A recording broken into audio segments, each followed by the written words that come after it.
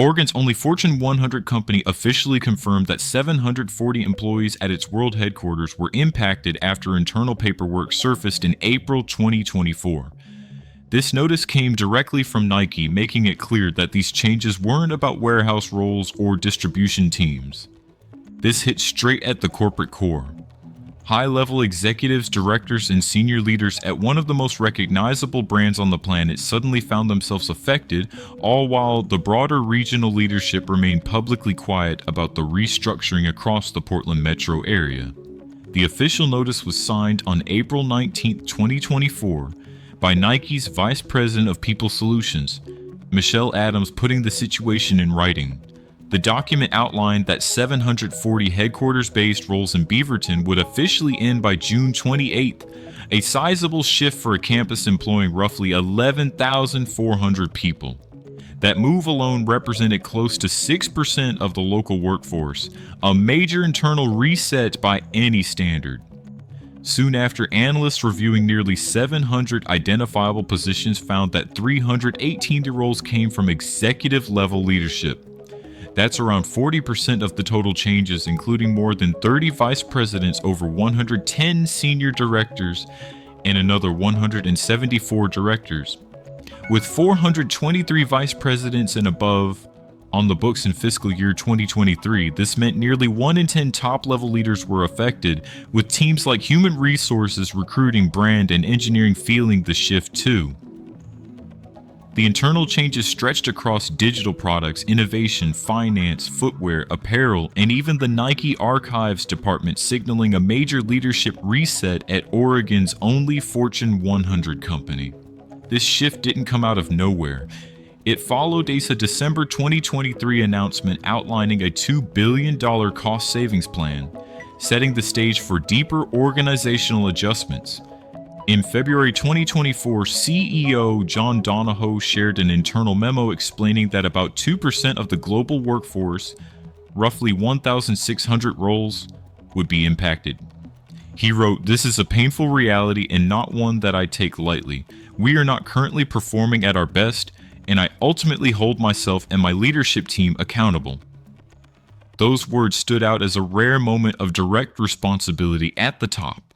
However, later public filings revealed a broader picture. The total workforce reduction ultimately reached 5.1% globally, affecting around 4,300 employees worldwide and lowering overall headcount from 83,700 to approximately 79,400.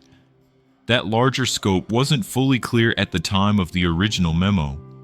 Financial results released for fiscal year 2025 added more context.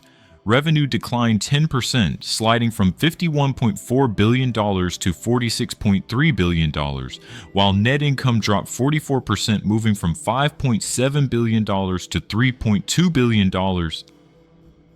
Digital brand sales decreased by 20%, and performance in the Greater China market softened by 13%, highlighting pressure across multiple areas.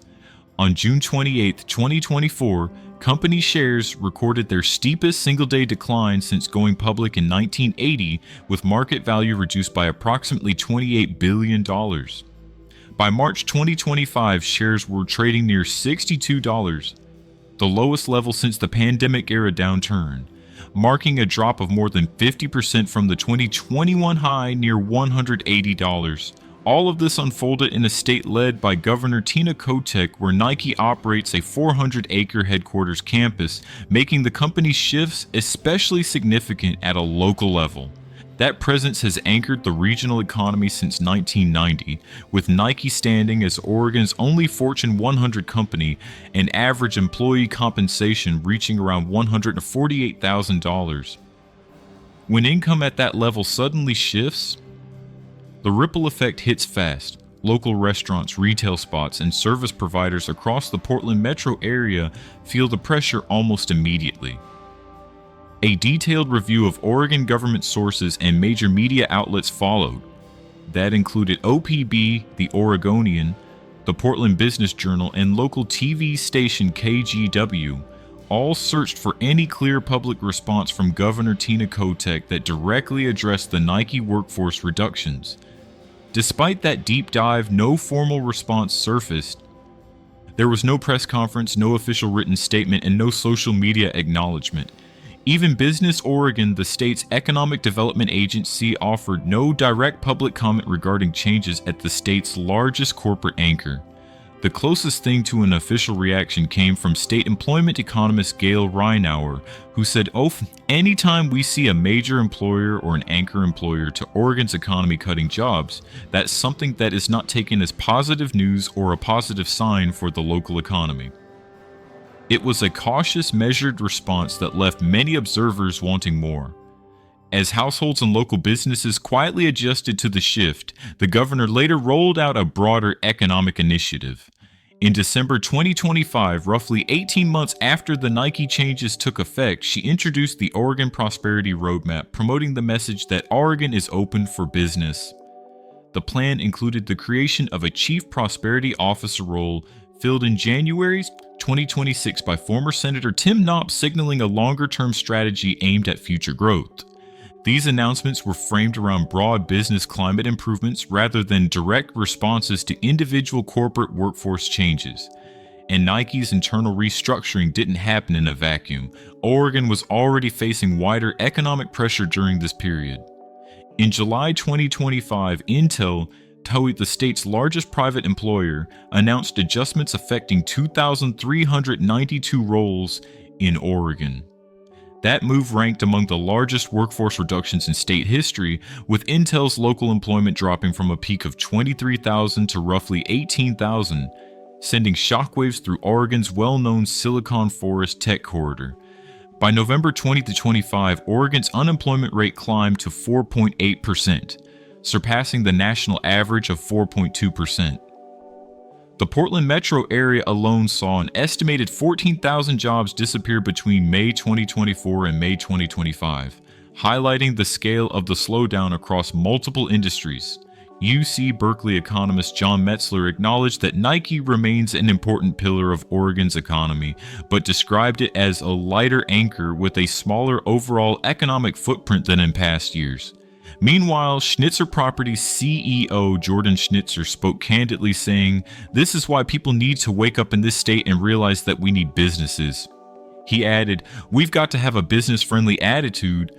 Schnitzer also suggested that many impacted Nike employees could face challenges finding similar roles within Oregon, potentially leading some to explore opportunities outside the state. At the company level, CEO John Donahoe's push toward a digital-first, direct-to-consumer strategy reportedly shifted long-standing relationships with traditional retail partners. While classic designs like Dunks, Air Force Ones, and Air Jordans continued to sell steadily, some industry observers believed innovation momentum slowed, allowing competitors to gain ground. One rival brand, On Running, saw its stock rise 82% year over year, while Nike's shares slipped about 4%, underscoring the contrast in market momentum. Several competitors posted strong momentum during this period, with combined stock gains of roughly 81% across brands like Hoka, Asics, New Balance, and Brooks Running, while companies such as Adidas and Under Armour continued capturing additional market share.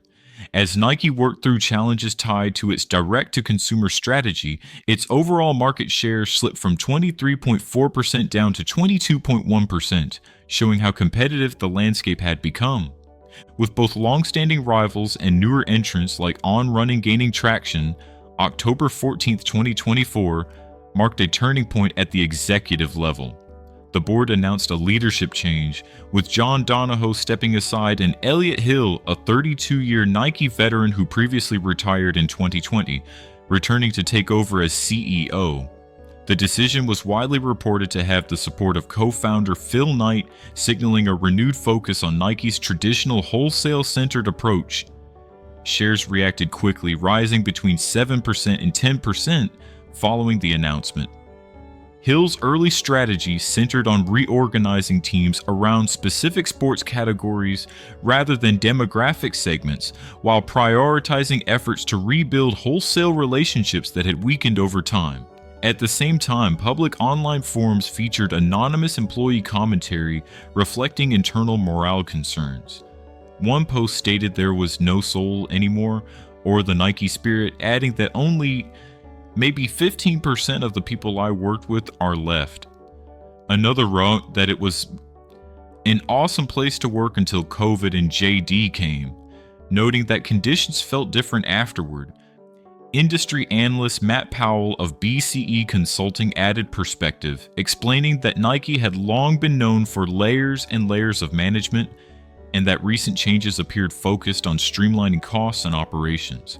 Those efforts continued into January 2026, when Nike announced further distribution network adjustments affecting 775 roles across facilities in Tennessee and Mississippi, with changes scheduled to take effect by April 2026. Driven in part by supply chain automation, CEO Elliott Hill framed the ongoing organizational shifts with a forward-looking message saying, "Change can be difficult, but it also sharpens the edge and sets up the win." That perspective set the tone as Nike continued reshaping its internal structure during a period of financial pressure. In 2024, 740 roles at Nike's Beaverton headquarters were eliminated as part of a $2 billion cost savings plan, with roughly 40% of those changes affecting executive-level positions. The scope of the adjustment highlighted how deeply the restructuring reached into leadership ranks. During the same period, company results showed revenue down 10% and profits lower by 44%. While Nike shares experienced their steepest single-day decline since becoming a public company over 4 decades ago. Despite these challenges, Nike remains Oregon's only Fortune 100 company, employing more than 14,000 people statewide, with average salaries around $148,000 continuing to circulate through the local economy. Throughout the process, Governor Tina Kotek issued no direct public statements addressing the workforce changes, and descriptions of a dramatic government response don't align with what was publicly visible. For many observers, the absence of direct commentary stood out just as much as the restructuring itself.